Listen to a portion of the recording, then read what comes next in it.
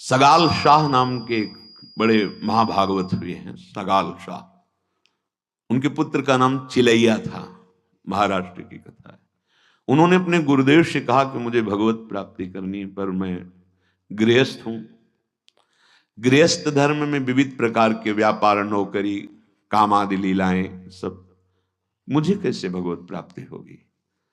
तो उन्होंने कहा कि संत सेवा, नियम ले लो। अगर तुम रोज एक संत को भोजन पवाओगे तो वचन याद कर लो, भगवान तुम्हारे घर आ जाएंगे और स्वयं सेवा स्वीकार करेंगे।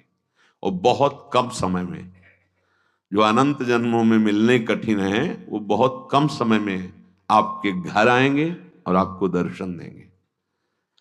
अब रोज एक संत के भोजन पवाने का उन्होंने नियम ले लिया।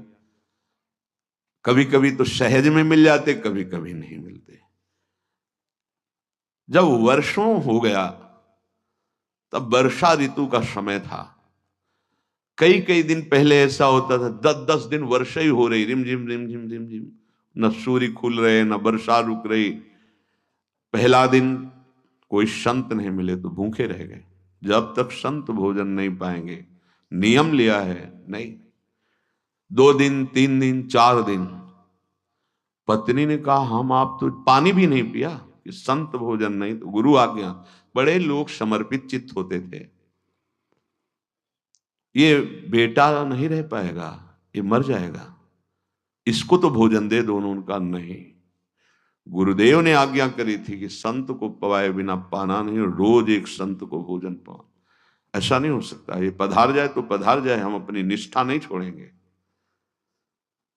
फिर छठा दिन व्यतीत हुआ, नहीं संत मिले। 7वां दिन पत्नी ने हाथ जोड़कर कहा अगर इसको तो हम जी नहीं पाएंगे, क्योंकि आपको पता नहीं कितना प्यार है, पर हम अपने हृदय की बात, आप जाओ कहीं से भी संत खोज के लाओ, किसी भी तरह हमारे बेटे के प्राण बचने चाहिए। बड़ा कठिन है, निष्ठा का निर्वाह करना बहुत कठिन होता है। और निर्वाह कर ले गया तो अमोघस्य। ये लीला सर्वलोक महेश्वर भगवान की ही थी कि कोई संत ही उनको नहीं मिलता। गए तो चौराहे में बैठे थे, 12 तिलक लगाए, पर बहुत ही घृणित स्वरूप में, मवाद बहरा मक्खियां, 12 तिलक लगा है कंठ। जो ही देखा तो हृदय आनंदित हो गया, वैष्णव मिल। पर इतनी बदबू शरीर से कि अब नजदीक गए, उनका महाराज निमंत्रण स्वीकार करो, घर चल। हाँ हाँ, हम तो भूखे ही बैठे हैं। चलो महाराज, तो तुम्हें दिखाई नहीं दे रहा हम चलने लायक हैं, हमारे कुष्ठ शरीर में है, तो आओ महाराज बैठ जाओ। तो हमें बैठा लेगा तो मक्खी कौन उड़ाएगा, पत्नी को लिवा के ला, वो बैठा ले कांधे पे, तू मक्खी उड़ाते हुए चल, तो हम चल सकते हैं। हाँ हाँ महाराज। पत्नी से गए, संत तो मिले हैं लेकिन बहुत गलित कुष्ठ है, पूरा शरीर दुर्गंध, और वो कह रहे हैं कि तुम्हारे सर पर ऐसे कांधे पे बैठ के ऐसे। अरे उन्होंने कहा जरूर जरूर, ये तो अहो भाग्य, महाभागवत थे वो परिवार। गए, दोनों ने उठाया, फिर वो कांधे पे बैठे और बदबू बढ़ा दी।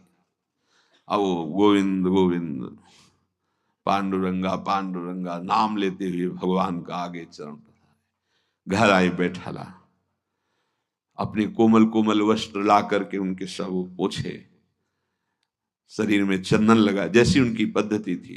चरणामृत धोया, एक एक बूंद चरणामृत लिया। एक अद्भुत आनंद, चरणामृत लेते ही एक अद्भुत आनंद। वो सारी व्यथा उनकी दुर्गंध की यहां तक लाने की सब मिट गई। महाराज अभी कुछ ही क्षण में आपको भोग पवाते हैं, पहले अपने ठाकुर को भोग लगा देते हैं। तो सुनो तो, हम पाते क्या हैं ये तो जानो। हाँ महाराज बताइए। मांस पाते हैं। मांस नहीं महाराज, हम तो वैष्णव हैं। खीर पूड़ी पुआ रसगुल्ला रबड़ी ये हमने सब तैयार कर रखा है जो संतों को पवाते हैं। तो हमको वहीं छोड़िया चौराहे पे, आपको वहीं पूछना चाहिए था। पति ने कहा कि संत और वापस चले जाएं, ऐसा नहीं।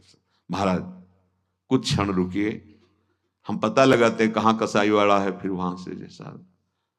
तो तुमने ये नहीं पूछा हमसे कि कौन सा मांस का, हमारे पास इतनी भूख लगी कि हमें समय नहीं, हमको यही चाहिए, घर में अभी चाहिए।